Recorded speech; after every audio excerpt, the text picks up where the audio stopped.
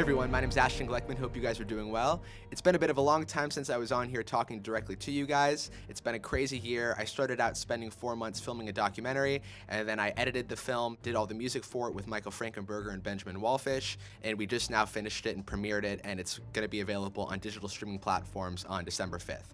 So it's been a huge journey, and I just wanted to come on here and say hello and show you guys a recent piece that I did, which is a programming of the last act of The Dark Knight Rises, which is like the last scene, 7 to 8 minutes. So this is of course the first film in the trilogy which is composed only by Hans Zimmer and not James Newton Howard. So Hans really brought out in this score a lot of really intense action music, and especially with all of the Bane cues. I think there's 2.5+ hours of music in this film that they wrote for it, and it's just a really great score and brings back a lot of the elements that we love from both previous films, but just really brings the action cues and the intensity just to an all-time high. So we're going to be taking a look at that last cue and taking a look at all the different things that are sort of going on inside the piece, orchestrationally, harmonically. So let's just go ahead and start out by listening to the piece, and then we'll jump in afterwards. So thanks again for taking the time to watch this, and I'll see you soon.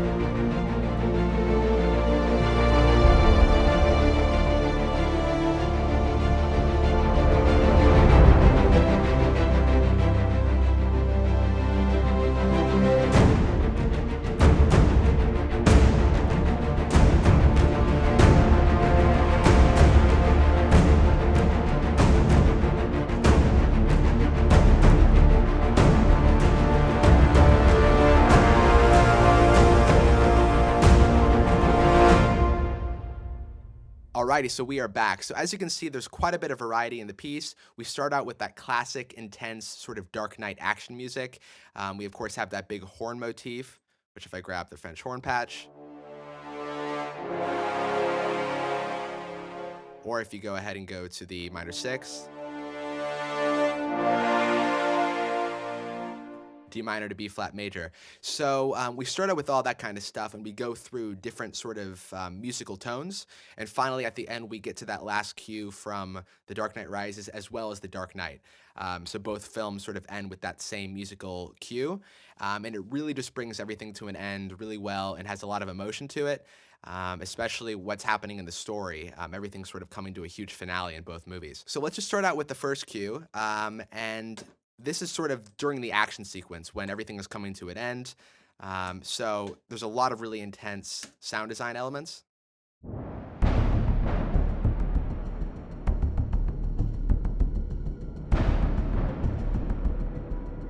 So 95% of all the synth elements in this piece is actually from a library called the Dark Zebra, which is Hans Zimmer's custom synth library. A lot of the sounds are programmed by an amazing guy named Howard Scar, who is a German sound designer. He's worked with Hans quite a bit. And as you can see, it's just a really, really well-rounded, smooth-sounding, really fantastic synth library that Hans uses on most of his films. It's called the Dark Zebra, but this is the actual synth he uses to program on everything from Man of Steel, Inception, etc. So in addition to that, we also have a few patches from Omnisphere, for example, the low aggressive pulse, which sounds like this.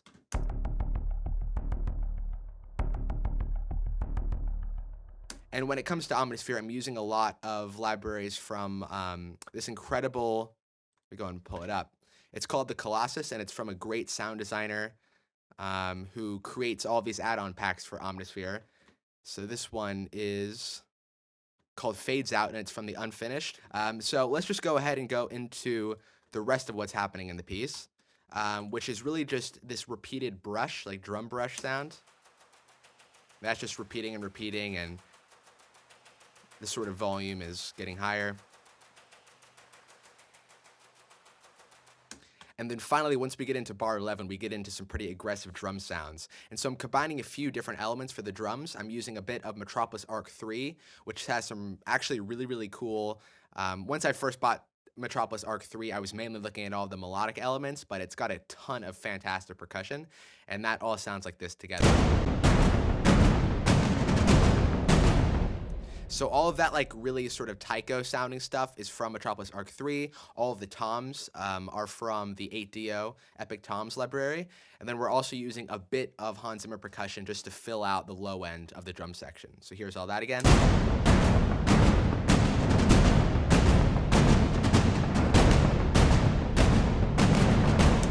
And all the way at the low end of that drum sort of ensemble, we have this big... here, let's see if I can find the sound. Okay, here it is. So this is like called the low end, let's see, it's the low drums from Hans Zimmer Percussion, low booms. So that just really brings everything together and is a great transitional tool when you're going from section to section, or you're just really trying to pronounce all those downbeats. So now let's just go into what's happening synth-wise through bars 11 through 18. It's really just continuing what we had from the beginning of the piece, but we're introducing a new synth element, this patch right here, and it just brings out a bit more of that aggressive tone when going together with the drum section.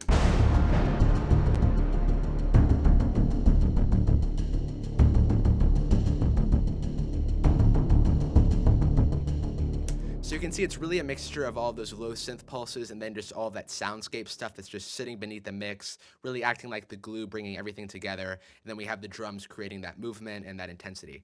So now we're going into bar 17. So in this section, we're having some of the synth patches continue into the section, but we're introducing some new elements.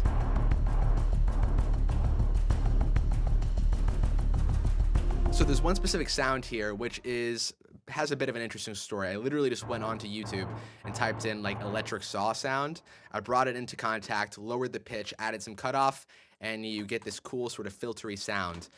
This is the closest I could get to what's actually on the record, because I couldn't get it in any of like the synths like Omnisphere or Zebra, so I just used a raw sound from the internet.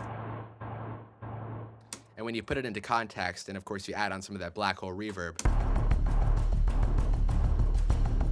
has a sort of cool feel to it.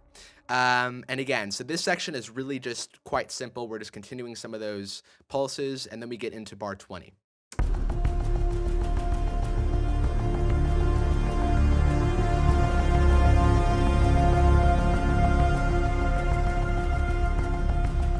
So in regards to that, we have the Symphony Series brass, which if you're looking for something super, super warm that just has that rounded brass ensemble sound, I would definitely look at the Native Instruments Symphony Series. It sounds like this together.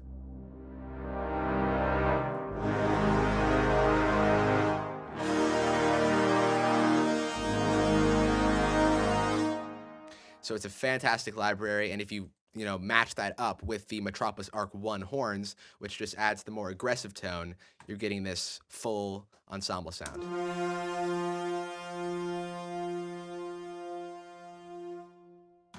And then we're also adding just a bit of Metropolis Arc 2 low strings, which just give it a bit more of a bite, a bit more of an attack. And definitely when you're taking Metropolis Arc 2, which is a library dedicated towards actually a lot quieter sounding stuff, very closely mic'd, you get a lot of that very sort of guttural string sound that you would get from something like a spot mic. So it just adds a bit more focus and attention to detail in the actual sound itself. So that's just another tip, is to use really close mic'd stuff, actually dedicated towards quiet stuff on louder cues, just to give it a bit more bite to it. So let's listen to bars 26.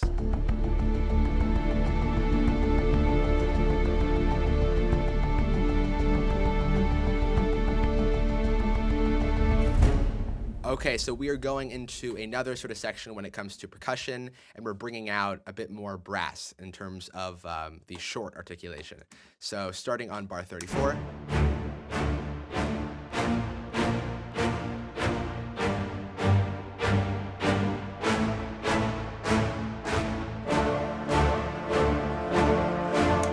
So from bar 34 all the way to bar 38, we're using simply the short articulation, and then when we come in for like the big sort of crescendo, we bring in the long articulation, which again just acts as that glue, really bringing everything together and giving it a really smooth, soaring sound. So we're using the Symphony Series brass and also the Metropolis Arc 1 brass, and also the Metropolis Arc 3 low strings, which just has a super cool...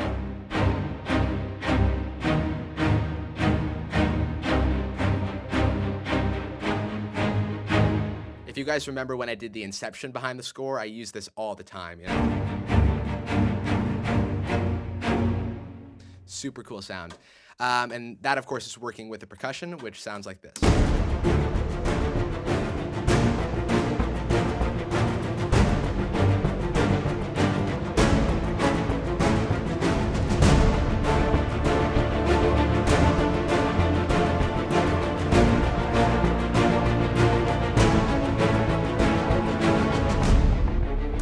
So then bar 42, we bring out all of the percussive elements. We continue some of those low arpeggiating sort of synth sounds, and then we have a new sort of harmonic tone here. So as you can see, if we just isolate the strings,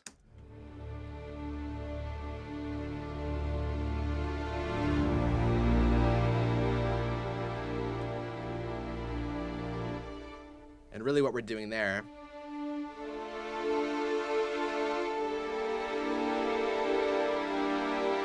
we're going from a D minor chord all the way to a C minor with a major sixth there, which actually gives you a bit more of that James Newton Howard, Harvey Dent sound from the second movie. So here's that again.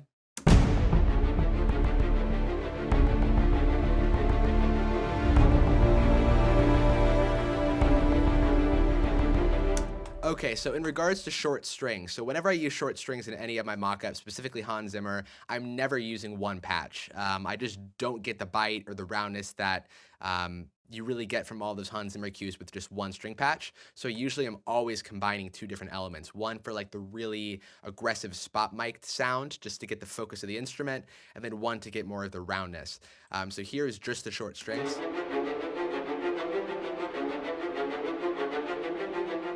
So all of the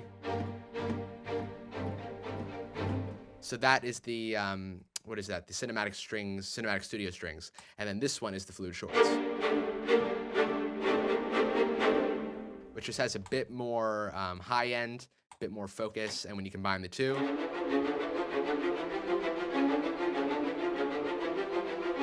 and then you can see, obviously, if you bring in, let's just say like a short string patch, let's just say Metropolis Arc.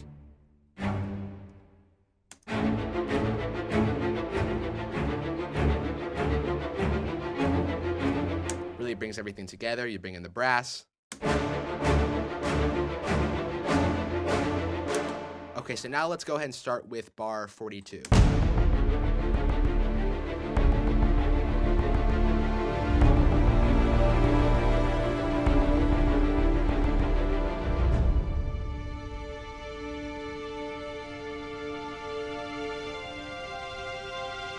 Okay, so now what we're doing here, we have a D minor chord,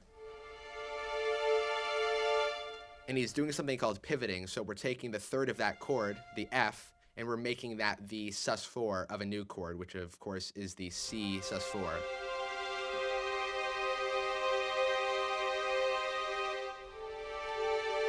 And then D sus4 and D major. G minor. So let's listen to that together.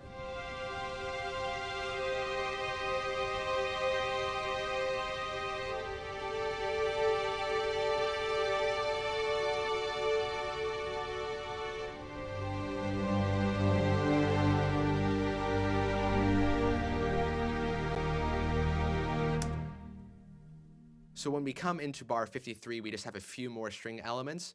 We're bringing in the low bass arco from Metropolis Arc 2, again, just for that focus.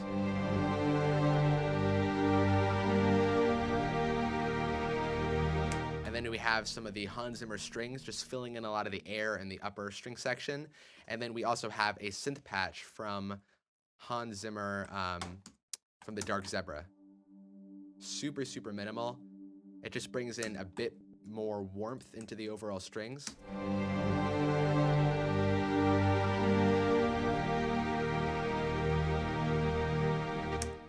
So then at the bottom end of my mix, I'm also using something called an underbass. And if you guys have watched my other videos, you know I use it all the time. But if you have other like bass instruments like the tuba or like the contrabass, it just doesn't completely bring in the full roundness of the lower section of the mix. And so if you just bring in this, which you can barely hear on its own,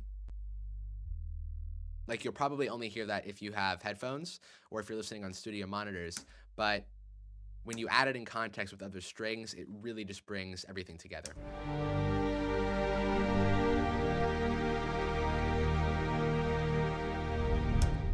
So now on bar 58, we're getting into a bit more of that classic Hans Zimmer Dark Knight Rises sound. Bane is a character that's super tall, very menacing, very powerful, and a lot of the action music in this film really, really complements that. So the reason why the tempo and the time signature is a bit unbalanced here is because it has to do with conforming. So when we're scoring films, you know, every single second of film has 24 individual photographs. And if we're trying to hit, for example, one of those moments within 1 second of film, you have to be able to change the music on a microscopic level to adapt to all of those changes. So here is really just has to do with the technical aspects of scoring a film, which is that conforming aspect.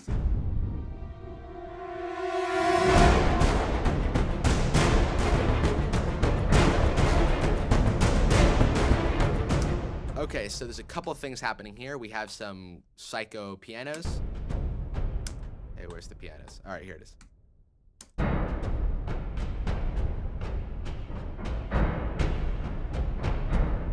And that is from Metropolis Arc 3. There's a lot of really cool piano cluster sound effects. And also, we have horns from Metropolis Arc 1.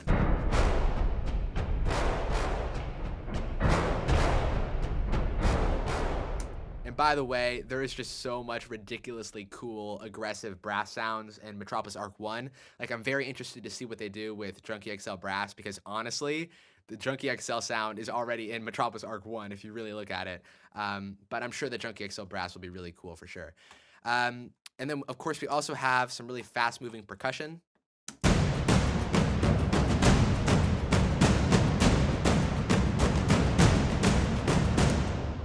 some string shorts.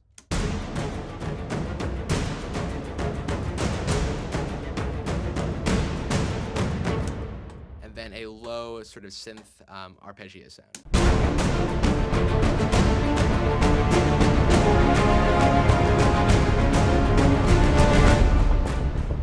Okay, so when we get into bar 70, this is actually directly from my Dark Knight suite that I did a few months back for the Dark Knight behind the score. So I literally just bring in the audio file and make some changes when it comes to adding some things like high strings. I add in a new sort of brass line, but this is all from that Dark Knight suite back, I think it was actually last November when we did that together. So here's that.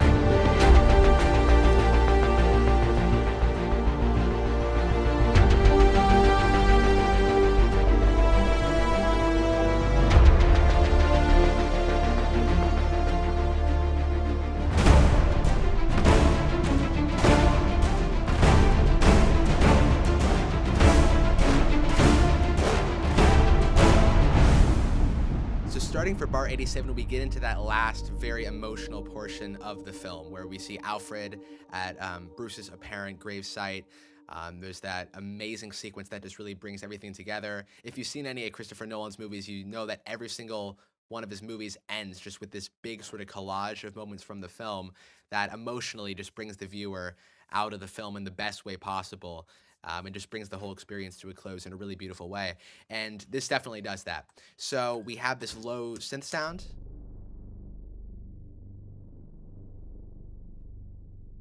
And then we have some vocals, which is from a library called Etheria.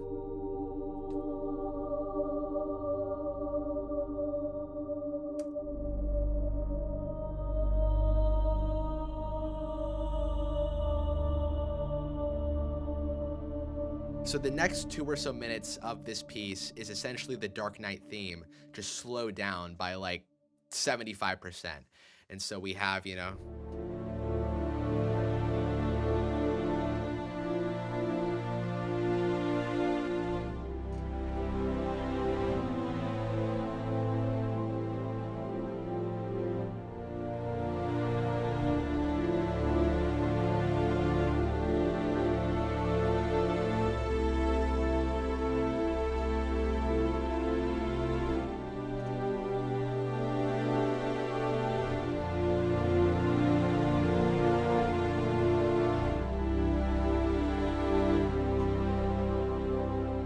and so it's really just adding a ton of suspensions to the chords, and there's another moment in this piece where it goes D minor,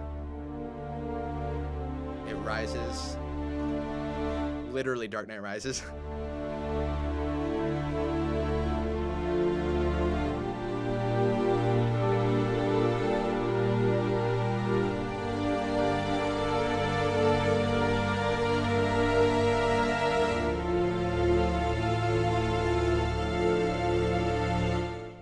So super pretty writing, and it's a great way of adding just a bit of variation to that classic Dark Knight sound.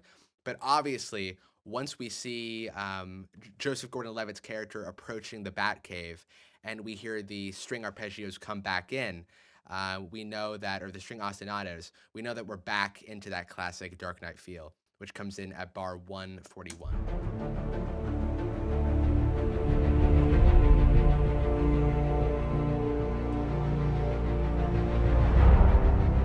By the way, who else wants to see a spin-off of The Dark Knight with Joseph Gordon-Levitt as Robin? At least I do. I don't know about you guys.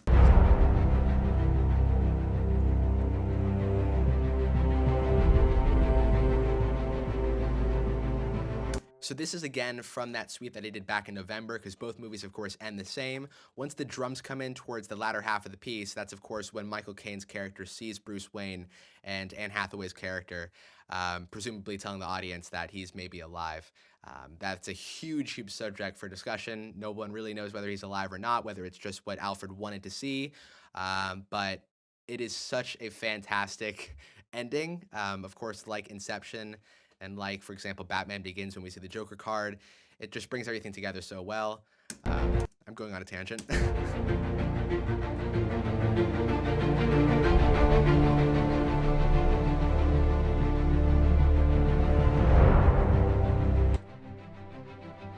And so I just brought in a bit of that string stem just to get the strings a bit more on the surface, have a bit more attack. Alrighty, so bar 171, we're back in the Batcave. We're seeing the platform rise. Robin is taking on his new role. And it's just, again, an awesome ending. So here is that moment.